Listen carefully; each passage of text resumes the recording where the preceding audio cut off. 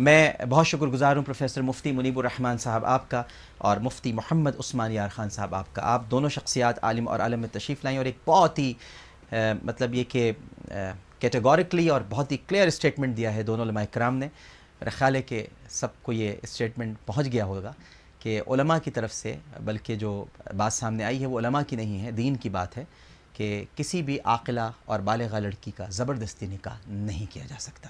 یہ ایک بالکل کلیئر اسٹیٹمنٹ ہے جس سے اندازہ ہوتا ہے کہ ہم علماء سے رجوع نہیں کرتے اور ہم پہلے سے ہی ایک ماحول بنا لیتے ہیں کہ جی علماء تو خلاف ہوں گے اس بات کے، علماء تو چاہتے ہوں گے جی زبردستی ہونی چاہیے. علماء تو نہیں چاہتے ایسا، علماء تو کھل کر بات کریں. تو علماء سے بھی رجوع کرنا چاہیے، ان سے بھی رابطہ رکھنا چاہیے اور اگر ان کی مشاورت بھی شامل ہو جائے تو اور بھی زیادہ خوبصورت قوانین سامنے آ سکتے ہیں. ہماری بدقسمتی یہ رہی ہے کہ ہم نے علماء کی مشاورت کبھی اسلامی قوانین میں خاص طور پر جب عمل درآمد کی بات ہو یا ان کے نفاذ کی بات ہو تو ہم نے علماء کو کبھی شامل نہیں کیا، جس کا نتیجہ ہم نے ویمن پروٹیکشن ایکٹ کا جو بل ہے اس میں ہم نے بھگتا ہے اور بھگت رہے ہیں کہ اس ایکٹ کو منظور ہونے کے باوجود بھی خواتین کی حالت نہیں بدلی، ویسی کی ویسی ان کی حالت رہ گئی. اگر علماء سے مشورہ کر لیا جاتا، ان کی رائے کو اہمیت دے دی جاتی تو شاید اس میں بھی بہتری آ سکتی. میں مفتی عثمان یار خان صاحب کی اس بات پر ہی پروگرام کو ختم کروں گا. بہت اہم بات کی ہے، اگر آپ کا بچہ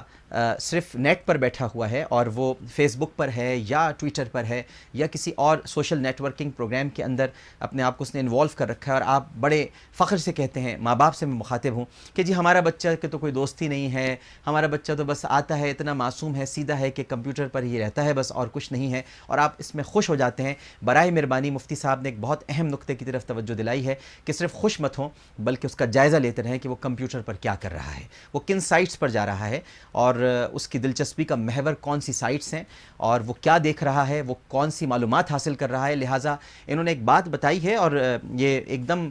رسماً یہ گفتگو نہیں ہوئی ہے بلکہ غیر رسمی انداز میں ہوئی ہے. تو آپ نے یہ فرمایا کہ لاؤنج میں رکھیں،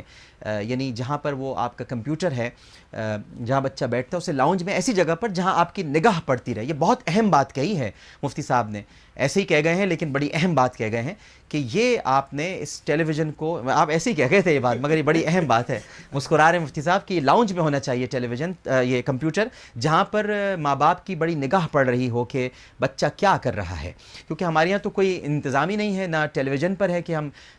پیرنٹل لاک لگا سکیں کہ والدین اس کچھ چینلز ایسے بھی ہیں معذرت کے ساتھ کہ ویسے تو ہم بڑی بھارت کی بات کرتے ہیں، بھارت کو پسندیدہ ترین ملک بھی ہم نے قرار دے دیا ہے اور بھارت کی کچھ اچھائیوں کا بھی ذکر کرتے ہیں، لیکن ہمیں یہ بھی سوچنا چاہیے ناظرین کرام کہ بھارت میں روزانہ صبح 5 بجے سے لے کر 8 بجے تک مذہبی پروگرام صرف ٹیلی ویژن پر آتے ہیں اور بہت ہی آرتھوڈاکس قسم کے مذہبی پروگرام ہوتے ہیں جن میں پوجا پاٹ بھی ہو رہی ہوتی ہے، بھجن بھی گائے جا رہے ہوتے ہیں اور سارے چینلز کلرز، اسٹار پلس، زی، تمام کے تمام اس بات کے پابند ہیں کہ وہ صرف اور صرف مذہبی پروگرام صبح 8 بجے تک دکھائیں. لیکن ہمارے یہاں جب صبح ہوتی ہے تو ناچ گانے سے ہوتی ہے، ناچ کر اور تھرک کر اور ٹھمکے لگا کر مارننگ شوز کیے جاتے ہیں. تو یہ بھی ہمیں دیکھنا چاہیے کہ ہم کیا کر رہے ہیں اور بھارت کیا کر رہا ہے، اس پر بھی ہمیں توجہ دینی چاہیے. اور پھر جب تک ہم اس کو نہیں روکیں گے، کچھ اللہ رسول کے نام سے جب تک آغاز نہیں ہوگا تو ہماری صبح ہونے کے باوجود تاریک رہیں گی.